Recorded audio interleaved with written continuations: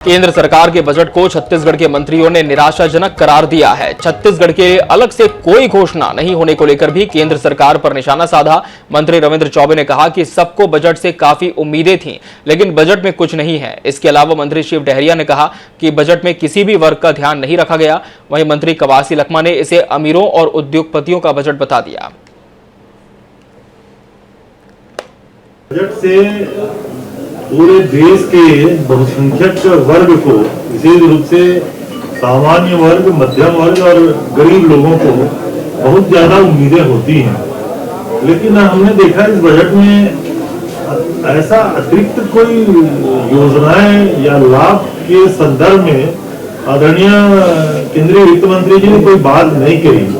केवल एक बात को लेकर के सर्वत्र चर्चा कर रहे हैं कि जो इनकम टैक्स का 5 लाख रुपए तक की जो सीमा थी उसको 7 लाख रुपए कर दिया गया है। तो ये जो बढ़ती हुई महंगाई के दर में अगर इसको आप हिसाब किताब लगाएंगे तो मुझे लगता है कि वो 5 से 7 अगर किया गया है तो रुपये के अवमूल्यन में 5 से 7 ही होना था। अगर इसको दुगना कर दिया जाता तो सामान्य और मध्यम वर्ग के लोगों को कुछ लाभ होता।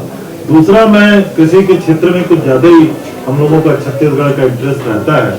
मैं उम्मीद कर रहा था कि लगातार प्रधानमंत्री किसान सम्मान निधि के बारे में जब देश में चर्चा होती है तो मैं उम्मीद कर रहा था इसमें कुछ इजाफा होगा, लेकिन दुर्भाग्य बजट की साइज बढ़ने के बाद भी किसानों के प्रधानमंत्री किसान सम्मान निधि में 1 रुपये का भी इजाफा नहीं किया गया। सरकार ने अपना बजट पेश कर दिया है। इस वक्त हमारे साथ नगरीय प्रशासन मंत्री शिव डहरिया मौजूद है। उनसे ही जानते हैं कि बजट को लेकर क्या प्रतिक्रिया है, कैसा बजट को देख पा रहे हैं, क्या कहेंगे बजट पर। पहले देखिए, ये बजट जो है मोदी जी की सबसे निराशाजनक और ख़राब बजट है। जो अभी तक 8 साल उनके पूरे हुए, ये 9वां बजट है जो सबसे ख़राब बजट है।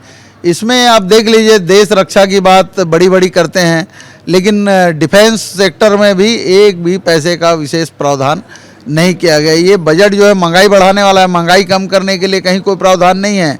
घरेलू गैस सिलेंडर, पेट्रोल, डीजल, इनके भाव बढ़ रहे हैं, लेकिन उनको रोकने का कहीं कोई उपाय आदरणीय हमारे प्रधानमंत्री जो द्वारा नहीं किया जा रहा है। बेरोजगार जो युवा हैं उनको रोजगार के लिए कोई अवसर नहीं दे रहे हैं, उनके लिए कोई प्रावधान नहीं है। समाज के जो वंचित वर्ग हैं, अनुसूचित जाति, जनजाति, पिछड़े वर्ग के, महिलाओं के, उनके लिए बजट में कोई प्रावधान नहीं है।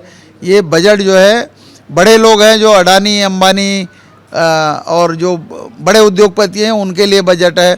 हमारे गरीबों के लिए बजट नहीं है।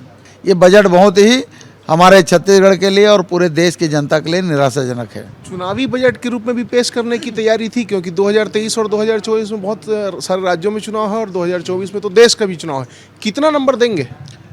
देखिए, नंबर देने का सवाल ही नहीं है। ये बजट जो है रूटीन बजट है, इसमें जनता के लिए कुछ नहीं है। तो कुल मिलाकर रूटीन बजट है, जनता के लिए कुछ नहीं, नंबर देने का तो सवाल ही नहीं। ये कहते हुए नजर आ रहे मंत्री शिव डहरिया। कैमरामैन इकराम कुरैशी के साथ गौरव शर्मा, NH न्यूज, रायपुर। केंद्रीय वित्त मंत्री निर्मला सीतारमण ने आज देश का बजट प्रस्तुत किया। कई महत्वपूर्ण घोषणाएं भी की गई है। आदिवासियों के लिए देश भर में स्कूल खोले जाएंगे, ट्राइबल मिशन को राशि दी जाएगी। इस वक्त हमारे साथ में आबकारी मंत्री कवासी लखमा है, उन्हीं से जानते हैं। बहुत सारी घोषणाएं की गई है, रोजगार बढ़ाने की बात है, मिलेट मिशन की बात है, आदिवासियों को स्कूल, क्या कहेंगे, कैसा मानते हैं बजट को? मैं तो बजट देखा नहीं हूं। आदिवासी की जहां तक बात है, स्कूल तो पहले से खुला हुआ है और आदिवासी लोग, जब मनमोहन सिंह सरकार थी, एकलव्य विद्यालय खुला है।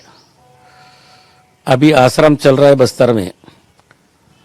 मेरे से खासकर बस्तर, दक्षिण बस्तर में मनमोहन सिंह सरकार थी, पोटा के भी ने 500 सीट, बीजापुर, दंतेवाड़ा, ये 9 साल में तो रेल 60-50 सीट रेल बंद कर दिए। तो ये अभी देश के प्रधानमंत्री माननीय मोदी साहब के 1.5 साल बचा है, ये कितना बढ़ाएंगे? ये झूठ का पुलिंदा है, देश को गुमराह करने की आदत है। ये अपना अडानी टाइप के लोगों को फायदा पहुंचा है। पूरा जमीन को बेच रहे थे, किसान लोग रोक के रखे हैं। इसी टाइप का ये योजना है। कुल मिलाकर बजट को झूठ का पुलिंदा तो बता रहे हैं, साथ ही साथ मिलेट मिशन जैसे जो योजनाएं हैं उसको लेकर खासतौर पर कहना है कि छत्तीसगढ़ की नकल केंद्र सरकार कर रही है। कैमरामैन मलकित सिंह के साथ गौरव शर्मा, नेशनल न्यूज, रायपुर।